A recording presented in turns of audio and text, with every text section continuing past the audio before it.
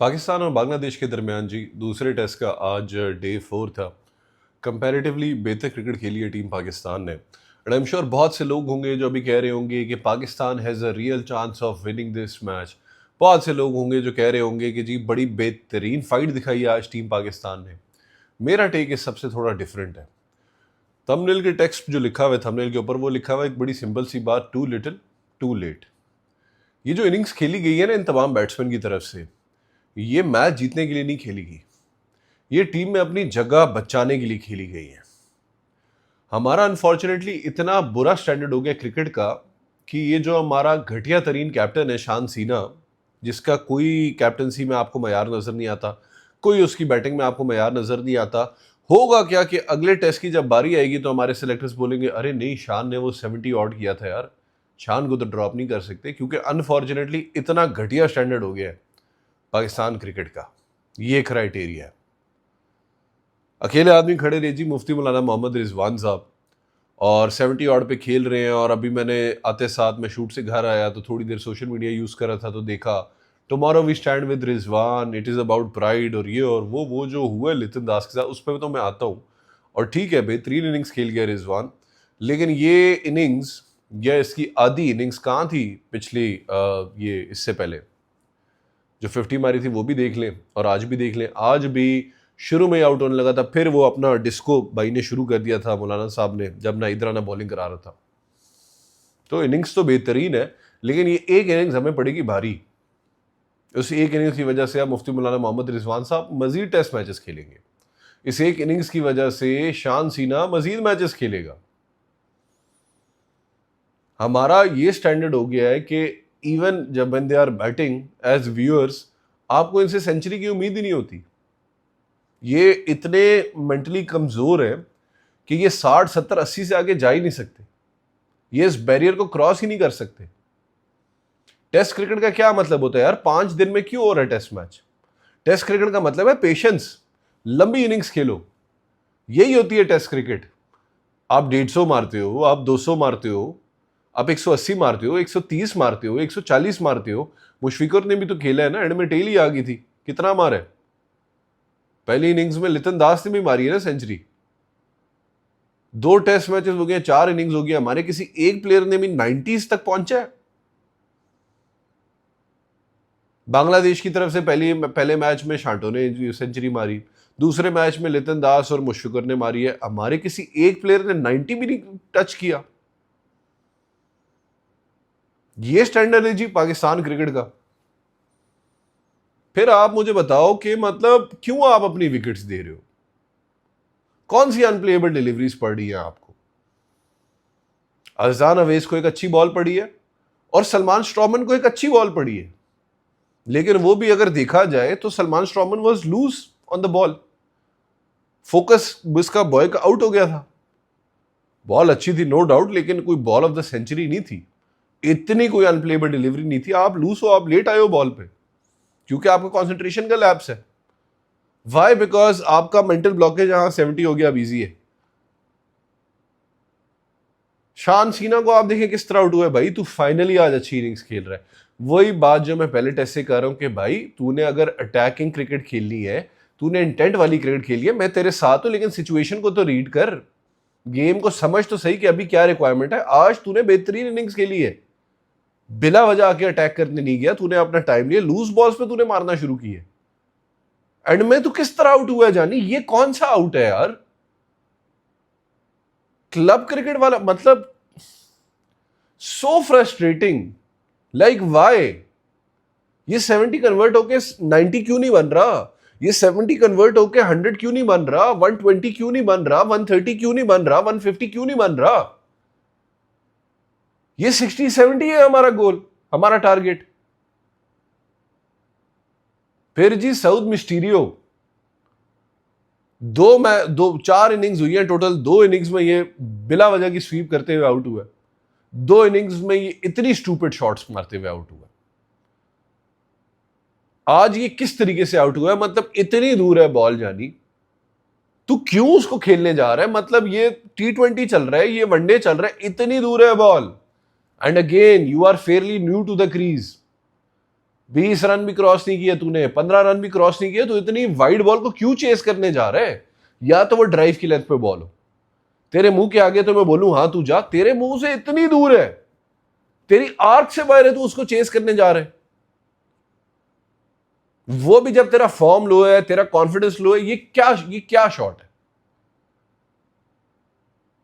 फिर जी बूबी बादशाह, पहली इनिंग्स के बाद भी मैंने कहा यार बड़े अरसे बाद बाबर आजम मुझे कंट्रोल में लगा है, बड़े अरसे बाद मैंने उसको इतना फ्रीली खेलते देखा है टेस्ट मैच में, लेकिन बहुत सॉफ्ट डिसमिसल था, अपनी गलती से आउट हुआ था, कोई कमाल नहीं था नाइद राना का। ठीक है, अभी भी इतनी अच्छी इनिंग्स खेल रहा था बाबर यार, कितने अरसे से प्रॉब्लम है इसका लेफ्ट आर्म पेसर्स, देखो शरीफुल को इसने कैसे खेला, कितने अरसे से इसका प्रॉब्लम है ये लेफ्ट आर्म स्पिनर, देखो उनके स्पिनर को ये जुड़ गया था, स्वीप मार रहा है उसे, बैकफुट पे उसे छक्के मार रहा है, और एंड में इतनी स्टूपिड तरीके से यार तू विकेट दे रहा है, मतलब अपनी गलती से आउट हो रहा है ना Babar, we expect better from you. और इंसान है, गलती हो जाती है, पहली इनिंग्स में भी वाहिद बैट्समैन था, मैं तो वो आर्ग्यूमेंट ही नहीं कर रहा, मेरी तो आर्ग्यूमेंट हमेशा से ये है कि Babar Azam at his lowest is still better than all these guys at their best. Babar से बड़ा बैट्समैन अभी भी कोई नहीं है, लेकिन वही बात है कि क्या तरीका आउट होने का बाबर, तू अच्छी बॉल पे आउट होता, मैं कहता कोई मसला नहीं बाबर, ये बॉल अच्छी थी, लेकिन लेग साइड पे यार फ्लिक करते हुए तू पीछे आउट हो गया। हार्ड लक तो है, बिल्कुल है, लेकिन फोर्थ इनिंग्स है टेस्ट मैच की जानी, बांग्लादेश जब जितनी देर तू बैटिंग कर रहा है, बांग्लादेश की बॉडी लैंग्वेज में नजर आ रही है नर्वसनेस, तू बाबर आजम है और जितना फ्रीली तू बैटिंग कर रहा है, बांग्लादेश की इस वक्त परेशानी है कि यार बाबर को आउट करना है, वरना ये ले जाएगा गेम हमसे। और इतनी लूज शॉट पे यार, एक इनिंग्स में होता मैं जाने देता, दोनों इनिंग्स में Babar, you need to do better Babar, you need to do better, क्योंकि जो बड़े प्लेयर्स होते हैं टीम्स के, वो परफॉर्म करते हैं, इक्वेशंस में निकालते हैं, हमेशा नहीं होता है। अगेन मेरा क्रिटिसिज्म सिर्फ बाबर पे फोकस नहीं है, मैं सब पे आऊंगा, लेकिन ब्लाइंड सपोर्ट नहीं है, बाबर की भी यहां पे गलती है, तो बाबर को मैं कॉल आउट करूंगा कि जानी दोनों इनिंग्स में इतना soft dismissal. Steve Smith Australia के लिए खड़ा हो जाता है, केन विलियमसन न्यूजीलैंड के लिए खड़ा हो जाता है, जो रूट इंग्लैंड के लिए खड़ा हो जाता है, किंग कोहली इंडिया के लिए खड़ा हो जाता है, बाबर भी खड़ा होता था ना हमारे लिए, तभी तो हम सब बाबर के दीवाने हैं ना, तभी तो इतनी सपोर्ट है ना बाबर की कि जहां जाता है लोग पागल होते हैं, इतनी फैन फॉलोइंग है बाबर की, तो अब क्यों नहीं खड़ा हो सक रहा बाबर? एंड अगेन बहुत इंप्रूवमेंट है पिछले साल वाले बाबर आजम की, पिछले साल वाले बाबर आजम से, उससे पिछले साल वाले बाबर आजम से, उससे पिछले साल वाले बाबर आजम से, बहुत फ्रीली और बहुत अच्छी गेम खेल रहे हैं, लेकिन विकेट तो फिर भी तो इतनी चीपली दे रहे, तो फायदा क्या है जानी?